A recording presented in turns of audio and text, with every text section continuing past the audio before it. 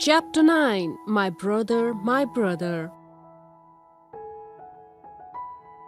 Before we read, Sher Singh was a fearless boy. He carried his ailing brother to the hospital far away from their village and saved his life. Read the story and learn how he did the miracle.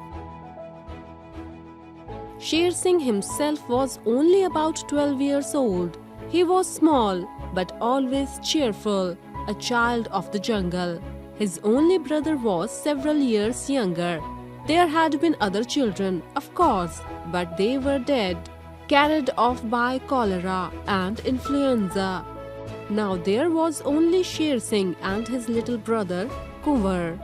His little brother lay in the hut with acute pain in his stomach that was getting worse. His mother did not weep. She had lived through everything over and over again. "I will wring out rags in boiling water and lay them on your stomach," she said. The steaming rags did not help. After a while, Sher Singh's mother said, "He must be carried to the hospital at Kalaghat." Then Sher Singh thought that his brother was dying. All jungle people knew that the hospital was the last resort of the doomed. "I will run for my father," he cried in desperation. "It may be days before you find him," his mother said calmly. Sher Singh's father was renowned as Sher Singh Bahadur, the Brave, throughout the area. He was a great hunter, and the title Bahadur was added to his name to command his courage and bravery. He lived his life in Lal Dwani village, grazing his animal and cultivating his small piece of land.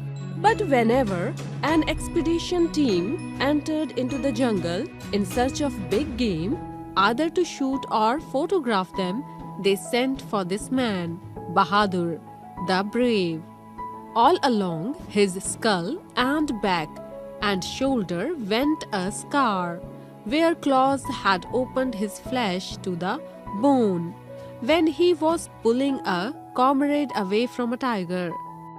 Now he was away in the jungle with a photographic expedition. All the men of Lal Dwani village too were with the expedition as beaters. In this mud and grass, but upon the floor of trodden earth, Kunwar lay crying sometimes, but mostly glazed and silent. Sher Singh looked at his younger brother and saw that he was in great pain. He made up his mind.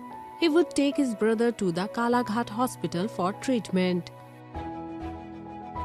Kalaghat was at least 50 miles away, but Sher Singh hoped that if he could get through the jungle and cross the two rivers in between, he might get a lift in a bullock cart or perhaps even a broken down truck for the last part of his journey. Sher Singh walked alone, carrying his brother on his back. He walked through the jungle. Soon the night fell and it was dark all around. The sky became purple-black. It blazed with stars. Sher Singh had good eyes. He could still see in the dark. Presently, the moon rose. The sight of bear tracks in the dust, the square front paw and long backbone with the shaggy claws, made him glance around uneasily. On a cliff above a river bed, Sher Singh knew he could go no further without rest. Sweat was running off his shaking flesh. He set Kunwar down gently against a tree. It was then that he heard the jostle and squeal of elephants. Below him, on the riverbed, the elephants travelled. He could see the cows and the babies, and one great old tusker. He was playing his trunk to and fro to learn whatever the breeze could tell him, and suddenly he hesitated. The trunk came round towards the boys.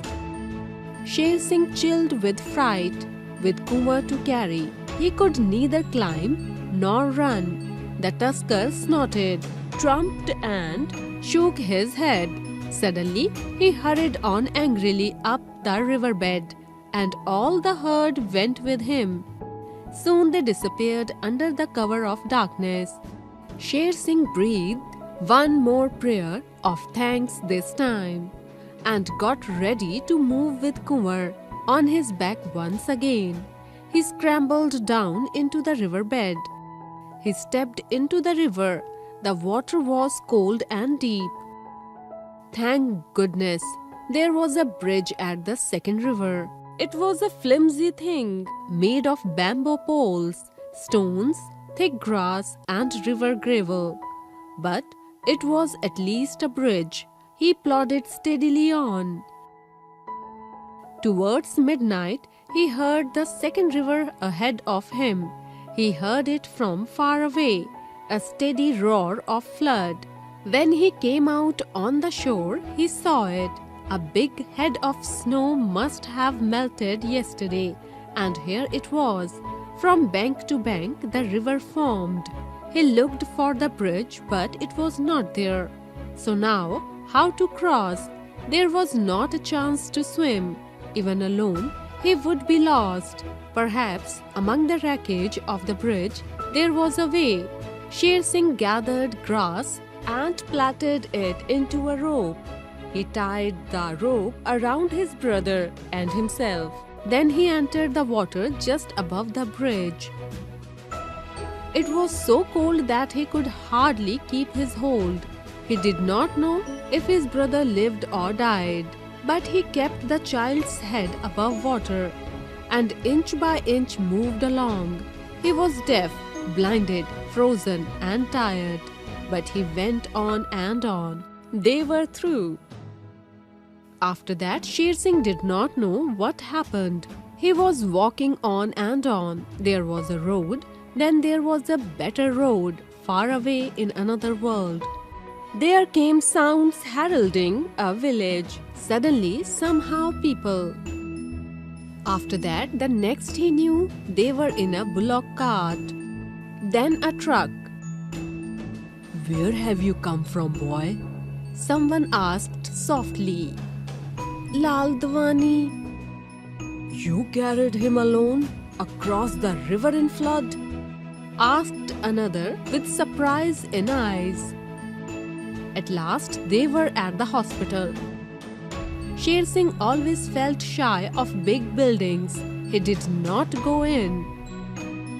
Much later the doctor came out on the veranda and said, "You are the boy who brought the child in from Laldwani?"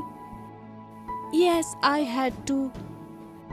Then a smile broke all over the doctor's gentle face. "Sher Singh Bahadur," he said, "your brother will live. Come and see."